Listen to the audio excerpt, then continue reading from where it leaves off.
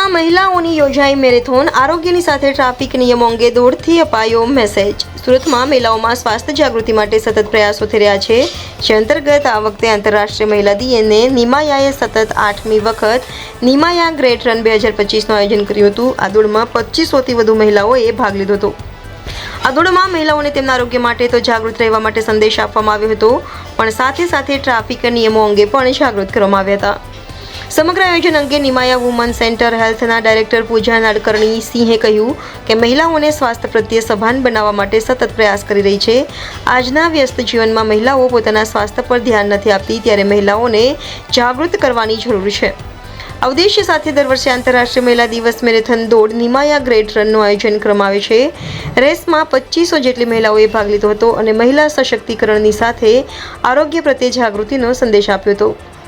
VIP road Kankuba party પ્લોટથી Nimaya great રનનું આયોજન કરવામાં આવ્યું હતું। આ પ્રસંગે નિમાયા વુમન સેન્ટર ફોર હેલ્થના director Pooja Nadkarni, Singh DCP traffic Amita Vanani અને DCP special branch Hetal Patel સહિતના લોકો ઉપસ્થિત મહાનુભાવોએ લીલી ઝંડી આપી હતી।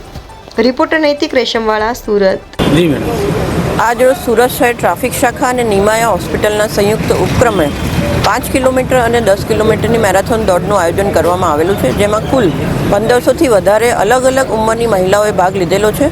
અને આ મેરાથોન દોડનો હેતુ એ અત્યારે જે સુરત શહેરમાં ખાસ કરીને અકસ્માત ઘટાડવા માટે લોકો સુરક્ષિત રહે તે માટે જે હેલ્મેટના અમલીકરણ માટે પ્રયત્ન કરવામાં આવી રહ્યા છે, જેમાં લગભગ 98% જેટલા લોકો તો હેલ્મેટ પહેરીને રોડ ઉપર નીકળે છે, પરંતુ ખાસ કરીને જે બાકીના 2% લોકો, એમાં ખાસ કરીને મહિલાઓનું પ્રમાણ સૌથી વધારે છે કે જે હેલ્મેટ પહેરતા નથી।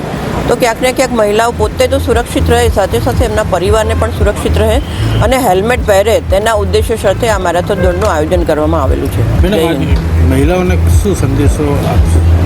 મહિલાઓએ માનસિક રીતે તો સશક્ત બનવાની જરૂર છે જ, પરંતુ ક્યાંક ને ક્યાંક પરિવારના કામોમાં રોકાવાય હોવાને કારણે એ ફિઝિકલ ફિટનેસ તરફ ધ્યાન નથી આપી શકતા। તો મહિલાઓને સંદેશ આપીશ કે જો તમે મેન્ટલી અને ફિઝિકલી ફિટ હશો તો તમે તમારા પરિવારની સાથે સાથે તમારા બાળકોની સુરક્ષા અને એમના જે ફિટનેસ ઉપર છે વિશેષ ધ્યાન આપી શકશો। અને ચોક્કસપણે એમનું ફૂડ એ બહુ જ મહત્ત્વનું છે કે જે દરેક ઘરમાં મહિલાઓ બનાવે છે અથવા તો બનાવડાવે છે। તો ફૂડ છે એ ન્યુટ્રિશન રહે અને ફિઝિકલ ફિટનેસ જળવાય તેવા જો મહિલા પોતે જાગૃત બનશે તો એમના પરિવારના જે હેલ્ધી રહેવા માટે છે એમનો સૌથી વધારે મહત્ત્વનો રોલ એ મહિલાઓ જ ભજવે છે। હું doctor Pooja Nadkarni Singh, gynaecologist IVF specialist, Nimaya hospital Surat. અને અમે લોકો આ લાસ્ટ 8 વર્ષથી ગ્રેટ વીકેન્ડ રન ઓર્ગેનાઇઝ કરી રહ્યા છે ફોર ઓનલી વિમેન। અને લાસ્ટ 8 વર્ષથી only women's run, I think this is the only one who V are doing along with the traffic police. અને આ રન વિમેન એમ્પાવરમેન્ટ માટે છે અને વિમેન્સ હેલ્થ સ્પ્રેડ કરવા માટે છે।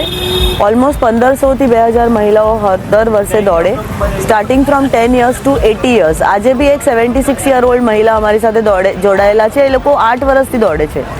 અને this we are doing just to so that the women can take out time, પોતા માટે થોડો ટાઈમ કાઢીને એન્જોય કરે। Thank you.